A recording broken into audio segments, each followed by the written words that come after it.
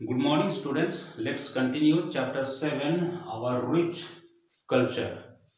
Okay, so today let's discuss about monuments, paintings, handicrafts, and festivals. Okay, so first of all, let's see monuments. Monuments means imarate. Okay, forts, palaces, temples, pillars, stupas, and monasteries are different types of monuments.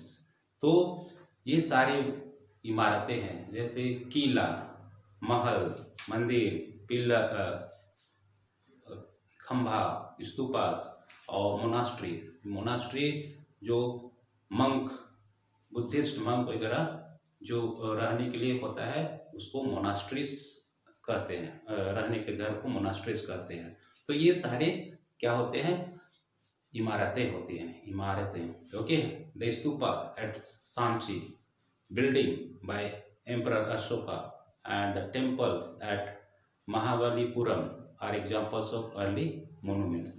जैसे कि सांची की स्तूपा और महाबलीपुरम के temples जो अशोका के द्वारा निर्माण किया गया है, ये सारे मोनूमेंट्स अभी अर्ली मोनूमेंट्स हैं, मतलब बहुत पुराने मोनूमेंट्स नहीं हैं।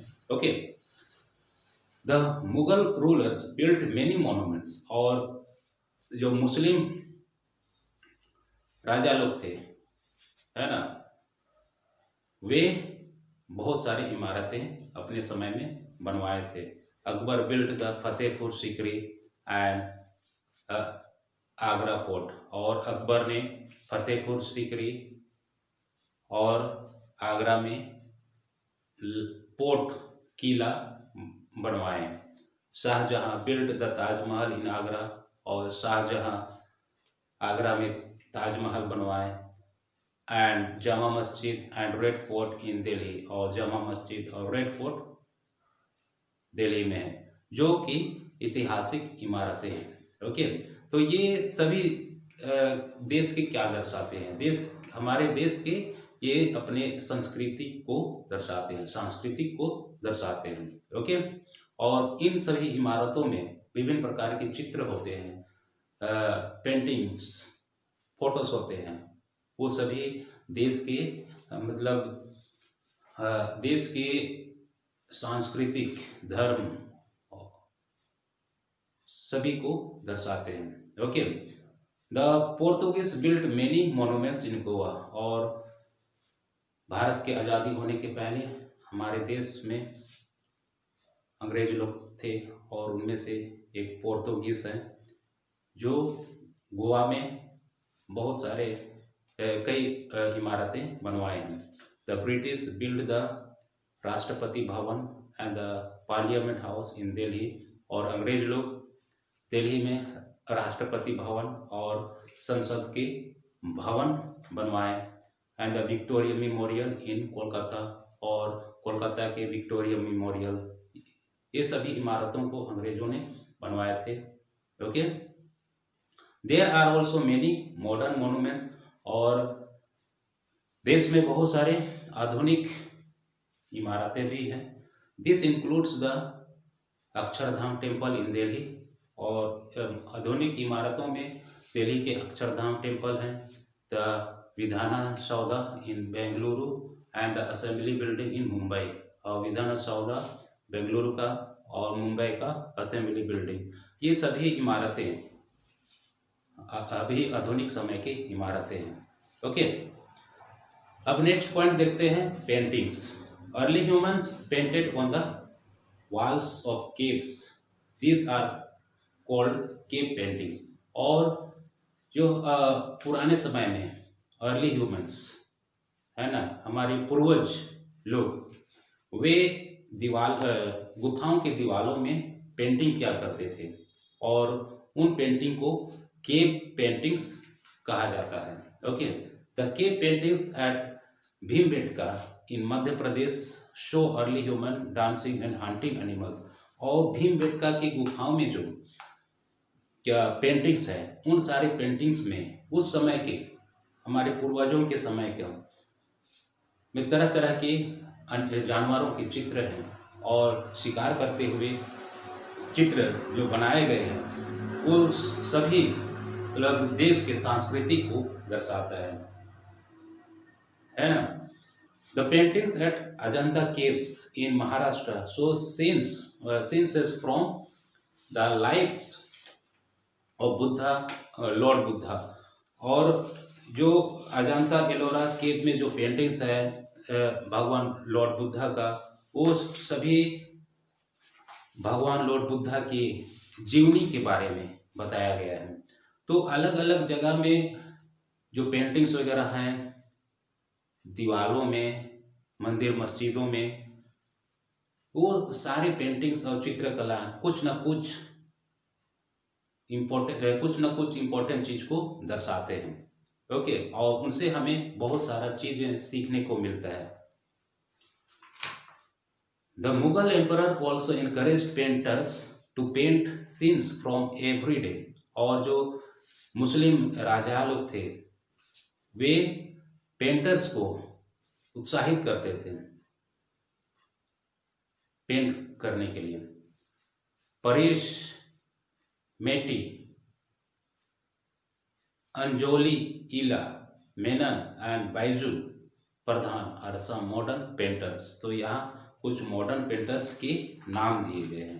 ओके, फिर देखते हैं हैंडीक्राफ्ट्स। हैंडीक्राफ्ट्स मतलब हस्तशिल्प। ओके, जो हाथ से बनाया गया चीजें होती हैं इसको कहते हैं हैंडीक्राफ्ट्स।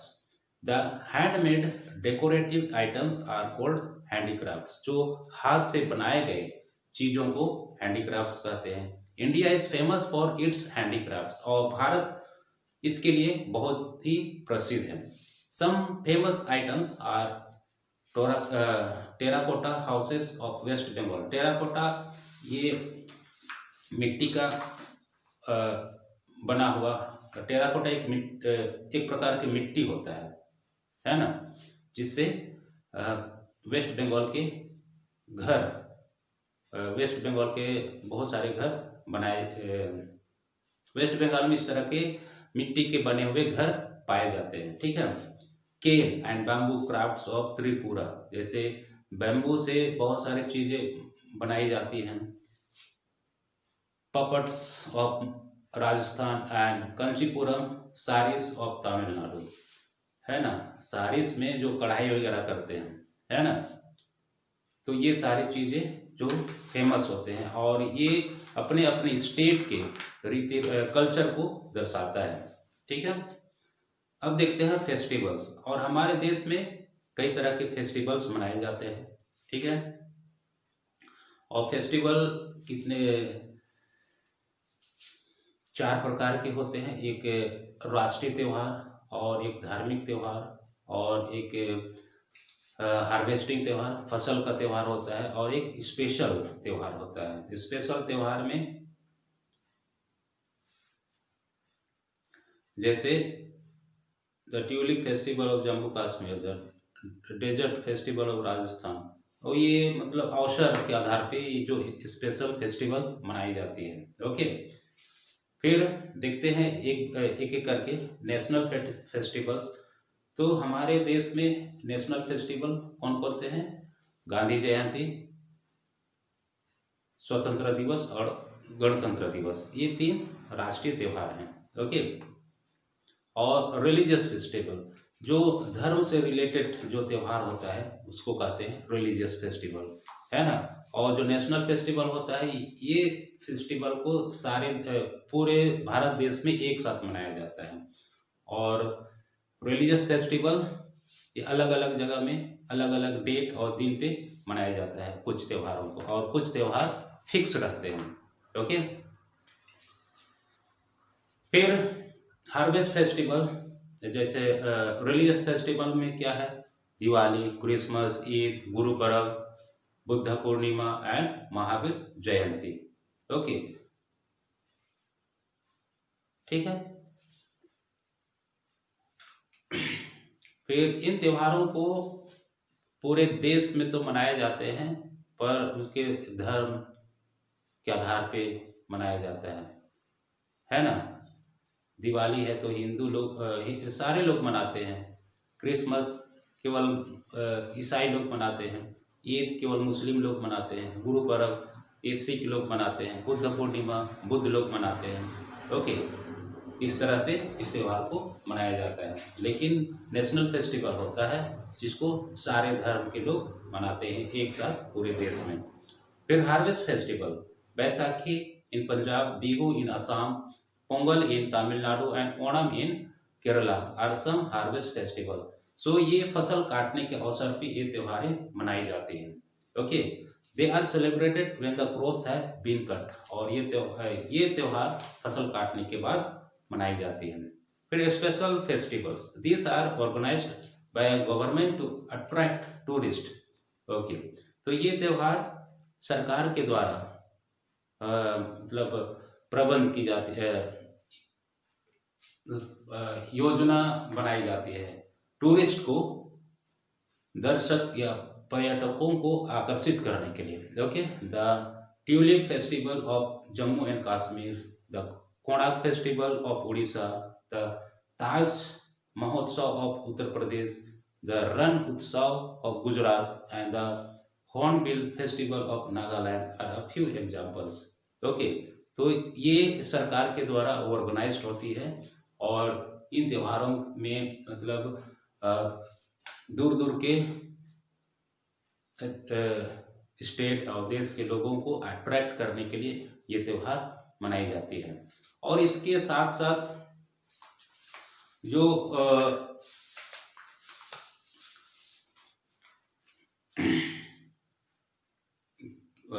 पर्सनल फेस्टिवल नहीं, जो हम छोटे छोटे त्योहारें मनाते हैं, जैसे घर में बर्थडे और बर्थडे पार्टी, मैरिज सेलिब्रेशन, ये भी एक तरह से त्यौहार होता है। ओके, समाज में इन सभी को भी हम मनाते हैं अपने अपने जगह पे। So students, I hope you understood the chapter. Okay, so now it is your turn to do the exercises. So in the next video we'll see the exercises. Okay, so till then you study and do your work. Thank you.